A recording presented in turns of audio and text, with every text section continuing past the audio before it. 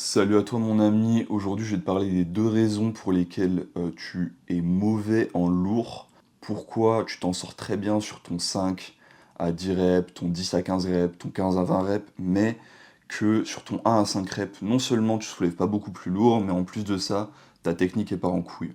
Donc il y a deux raisons, cette vidéo va être très très courte. Le but c'est juste de te donner les infos, que tu absorbes les infos et que tu puisses les appliquer à ton entraînement. Donc le premier élément, c'est très très clair, c'est que tu ne fais pas assez de lourd. Le lourd, ça te demande un type d'effort, un ressenti d'effort, surtout mentalement, différent. Et la conséquence, c'est que si tu as envie de devenir meilleur sur ton 1, 2, 3, 4, 5 reps, il faut que tu fasses du 1 rep, faut que tu fasses du 2 reps, faut que tu fasses du 3 reps, faut que tu fasses du 4 reps, faut que tu fasses du 5 reps.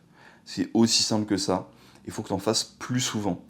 Est-ce que ça veut dire te cramer? Parce que si tu fais tout le temps du 1 à 5 reps, RPE 10, surtout avec de l'entraînement classique, ça va être compliqué. Déjà, si tu as un bon cyclage de tes exercices, euh, et ça, si tu sais pas comment le faire, je t'invite à aller voir ma vidéo sur comment je programme mon entraînement, où je t'apprends les bases un petit peu de la périodisation concurrente. Je te la mettrai en description. Mais si t'as pas un bon cyclage, si tu t'entraînes juste de manière classique, tu peux quand même faire du 1 à 5 reps sans te cramer, et en faire régulièrement, en faire toutes les semaines.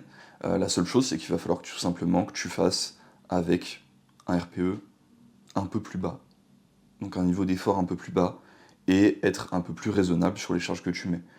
Donc ça peut être à une ou deux reps de l'échec quand tu fais du 1 rep, et pareil quand tu fais du 2 ou 3. Donc voilà, déjà plus de pratique, vraiment. Le lourd, c'est pas spécialement plus risqué que le léger, contrairement à ce que certains ont pu te dire. Si on regarde les statistiques de blessures en power et en bodybuilding, c'est pas les sports loin de là où il y a le plus de blessés, et pourtant c'est des sports où on soulève des charges lourdes, et même des fois avec des techniques un peu approximatives. Donc, hésite pas à faire du lourd plus souvent. Essaie de varier les exercices sur lesquels tu fais du lourd. Rien ne t'empêche non plus de faire du lourd sur des exos d'isolation. Ça va juste être une question de coordination, si tu es capable de le faire ou pas. Et voilà.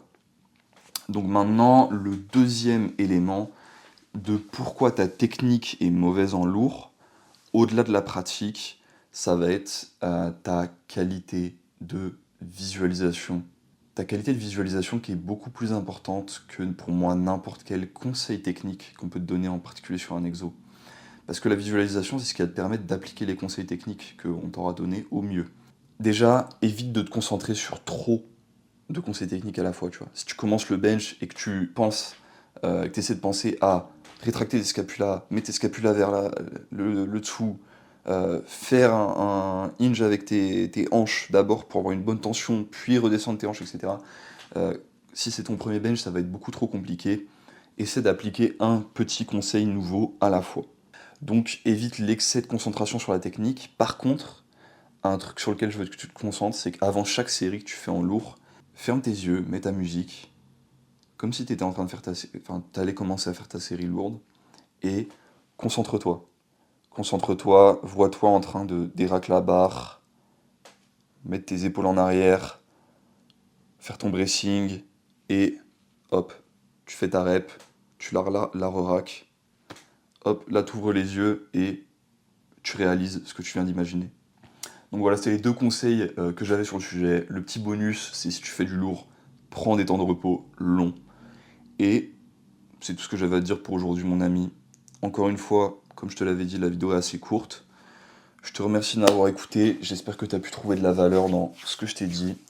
Et je te souhaite une excellente journée.